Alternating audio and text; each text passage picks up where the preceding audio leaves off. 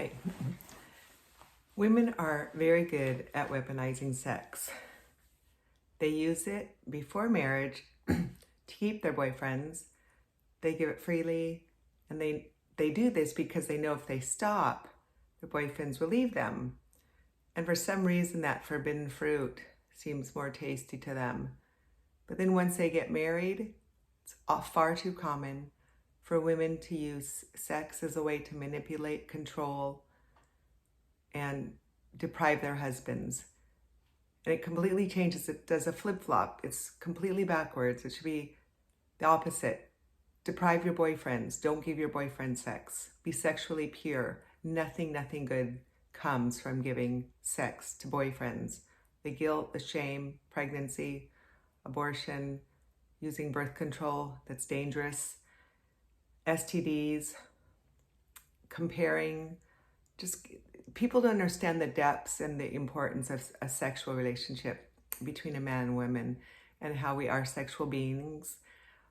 God said that sex makes you one flesh. Do we completely understand that? No, but we trust him. He's our creator. He knows.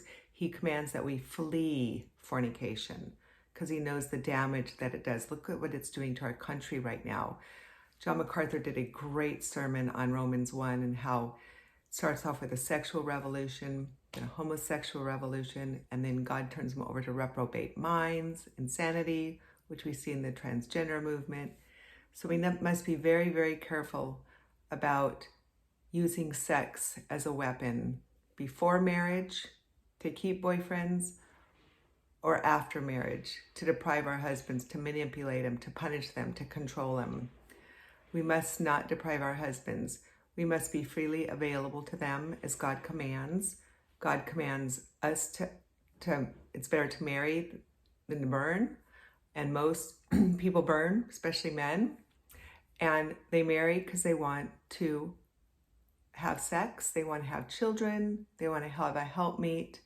And this is what you need to wait for young women who are not married. And women who are married, this is what you need to become.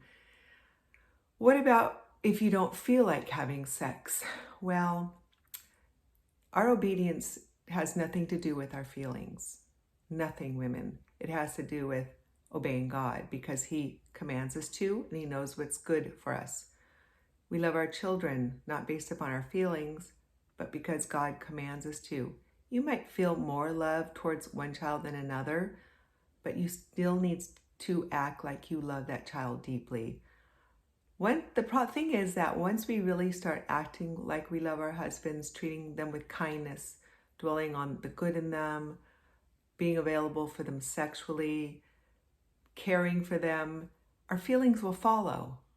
If we base our lives upon our feelings, our marriage will crumble, our lives will crumble. And we see that in our culture. Everyone's being led by their feelings instead of what's right and true and good and honest and just. We must be women who are led by truth. Above all, that's why we must take every thought captive to the obedience of Christ, because the battle is in the mind. So don't use it. Don't weaponize sex against your husband. Many men today don't want to marry. They see that women are much more available and free to them sexually without marriage. And they see their friends who are married being completely deprived. My husband gets emails all the time from men whose wives give them sex once a month, maybe even less. They're completely depriving their husbands and using it as a weapon to punish them and manipulate them and control them. And it's so wrong. They're tearing their homes down with their own hands. Does this mean that you have to give sex whenever, wherever, and however? No, you don't have to give. I wrote a post about that. You can go to my blog and I'll post it underneath. You don't have to have anal sex because I think that's dangerous and harmful, especially to women. I posted an article in there about that. And if you feel degraded or it hurts or anything, talk about it with your husband and reason with them, because marriage should be mutually enjoyed by both of you. So find things that mutually enjoy both of you and have it regularly. Young mothers, if you have a lot of little children and, you're exhausted some nights, you can hardly even walk. I have those. I watch my grandkids all day and I feel like I'll hit a brick wall and I just need to go to bed. And you'll just tell your husband, can we wait until tomorrow or in the morning, or just not now, or just a little bit. But don't keep saying no, no, no, no. That's completely wrong. Don't push away his advances. Try to be available as much as possible. This is your goal, not to figure out the what ifs and the exceptions and when you don't have to. But try to be completely sexually available to your husband as much as you can. And if he knows that you have his goodwill in mind, and that you truly love him, that you treat him with respect, reverence even, and do what pleases him, he will honor those. He knows that you're not trying to punish him or manipulate him in any way. You're just exhausted. Maybe you're sick. Maybe you just had a child.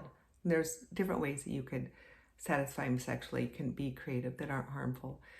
So anyway, women, don't weaponize sex against your husband. We need godly marriages more than we need anything else in this country.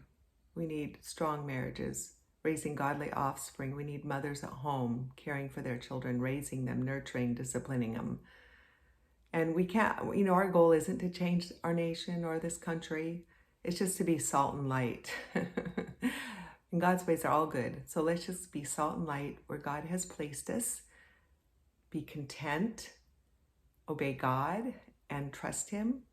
And remind yourself continually that the joy of the Lord is your strength. Sing songs, psalms and hymns and spiritual songs, making music in your heart. No grumbling or complaining about your husband even, especially. Anyway, talk to you later. Bye-bye.